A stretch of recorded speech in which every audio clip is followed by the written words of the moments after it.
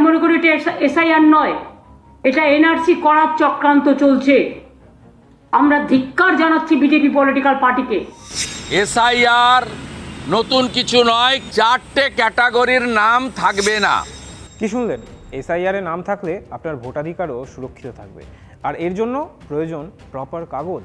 2002 সালের সংশোধিত তালিকায় নাম থাকলে কোনো কাগজ দেখাতে হবে না, কিন্তু নাম না থাকলে দেখাতে হবে কিছু ইম্পর্ট্যান্ট ডকুমেন্টস। এই মুহূর্তে যে 12টি ডকুমেন্টস দরকার পড়ছে তার মধ্যে অন্যতম বিতর্কিত ডকুমেন্টসটি হলো আধার কার্ড।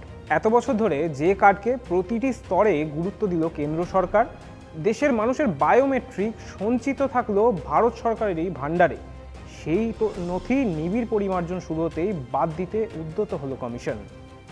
কিন্তু কেন? প্রশ্ন তুলেছেন একাংশ। এই প্রশ্ন উঠেছে সুপ্রিম কোর্টেও। শেষমেশ আধার 12 নম্বর নথি হিসেবে যুক্ত হলো বিহারে। বাংলাতেও আধার কার্ড ব্যবহার করার কথা বলা হয়েছে, কিন্তু কুলির নথি হিসেবে মর্যাদা পাচ্ছে না এটি। তাহলে কি আধার দিয়ে এসআইআরের তালিকায় থাকা যাবে না? আধার নিয়ে ঠিক সমস্যাটা কোথায়? আজ এসআইআর প্লাস আধার এই রসায়ন নিয়ে দ্য ব্রিফিং রুমে আলোচনা করব, আর খোঁজার চেষ্টা করব আপনার এই আধার হোমে লাগবে নাকি যোগ্যে। নমস্কার, আমি অভ্র। প্রথমে যে কথাটা স্পষ্ট করে দিই, আধার দিয়ে শুধুমাত্র এসআইআরে নাম আপনি তুলতে পারবেন না। কিন্তু কেন? এই কেনর উত্তর পেতে গেলে বিহার মডেলকে বুঝতে হবে। বিহারে এসআইআরে আধার কিভাবে যোগ হলো সেটাও বুঝতে হবে। 10ই জুলাই 2025 দেশের শীর্ষ আদালতে শুরু হলো এসআইআর শুনানি।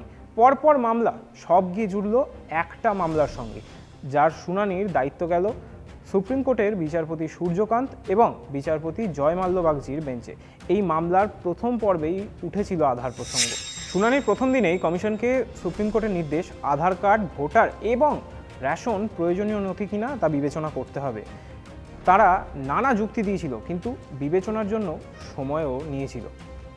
সপ্তাহখানেকের মধ্যেই একটি হলফনামা জমা দিয়ে শীর্ষ আদালতে নিজেদের অবস্থান স্পষ্ট করে কমিশন। 3 ধরনের নথিতেই আপত্তি জানায় তারা, তুলে ধরে যুক্তিও। আধার কার্ডের প্রসঙ্গে দেশের একাধিক হাইকোর্টের পুরনো মামলা তুলে ধরে কমিশন। এই মামলার রায়গুলিতে আধার কার্ড ভারতীয় নাগরিকত্ব প্রমাণ করতে পারে না বলেই উল্লেখ করা হয়েছে। পাশাপাশি 2024 সালের জানুয়ারি মাসের পর যে আধার কার্ডগুলি দেওয়া হয়েছে সেখানেও এই সংক্রান্ত বিষয়টি স্পষ্ট এবং এই নিয়ে সতর্কীকরণও দেওয়া হয়েছে। রেশন কার্ড প্রসঙ্গে কমিশন বলে, দেশে প্রচুর ভুয়ো রেশন কার্ড রয়েছে, তাই এটির উপর পুরোপুরিভাবে ভরসা করা যায় না। ভোটার কার্ড প্রসঙ্গে কমিশনের খুব সহজ যুক্তি, যেহেতু ভোটার তালিকায় সংশোধন করা হচ্ছে, তাই ভোটার কার্ডকে তারা কোনোভাবেই এই নথি হিসেবে নিতে চায় না। কমিশনের এইসব যুক্তিতেই সায় দেয় শীর্ষ আদালত। ডিভিশন বেঞ্চের পর্যবেক্ষণ, আধার নাগরিকত্বের প্রমাণ হতে পারে না। এই নথির ক্ষেত্রে নাগরিকত্ব আলাদা করে যাচাই করার প্রয়োজন রয়েছে। কিন্তু এখানেই থেমে থাকে না বিষয়টি। পরবর্তী শুনানিতেও ফের ওঠে আধার প্রসঙ্গ। সব পক্ষ শোনার পর বিহারে নাম বাদ পড়া ভোটারদের সাথে আধারকে প্রাথমিকভাবে ব্যবহারের জন্য সায় দেয় শীর্ষ আদালত। ডিভিশন বেঞ্চ সেই সময় বলেছিল, পরিচয়পত্রের প্রামাণ্য নথি হিসেবে ভোটাররা আধার কার্ড ব্যবহার করতে পারেন, তাই এটিকে প্রামাণ্য নথি হিসেবে যুক্তও করা যেতে পারে। অর্থাৎ এসআইআর প্রক্রিয়ায় এই প্রথমবার 12তম নথি হিসেবে গণ্য করা হলো আধার কার্ডকে। এই শুনানি পর্বে আধারকে শুধুমাত্র বিহারের জন্যই সীমিত রেখেছিল শীর্ষ আদালত। এরপর 7ই অক্টোবরের শুনানিতে অবশেষে গোটা দেশে ভোটার তালিকার নিবিড় পরিমার্জনের ক্ষেত্রে আধার কার্ডকে পরিচয়পত্র হিসেবে জুড়ে দেওয়ার নির্দেশ দেয় দেশের শীর্ষ আদালত। কী ভাবছেন? আধার তো যোগ হলো, তাহলে কেন আধার দিলেই এসআইআরে নাম উঠবে না? দেখুন, এখানে একটা বিষয় বুঝতে হবে, সব ভোটারকে নাগরিক হতে হবে। শুধু নাগরিক হলে হবে না, বৈধ নাগরিক হতে হবে। এই বৈধতা যাচাই করার ক্ষমতা আধারের নেই। কিন্তু কেন? সুপ্রিম কোর্টের ডিভিশন বেঞ্চের সাফ কথা, আধার নাগরিকত্বের প্রামাণ্যপত্র নয়, শুধুমাত্র আর একটি পরিচয়পত্র মাত্র। আর এই নির্দেশে কেউ পেন বোলাতে পারবে না বলেও পরিষ্কার করে দিয়েছেন বিচারপতিরা।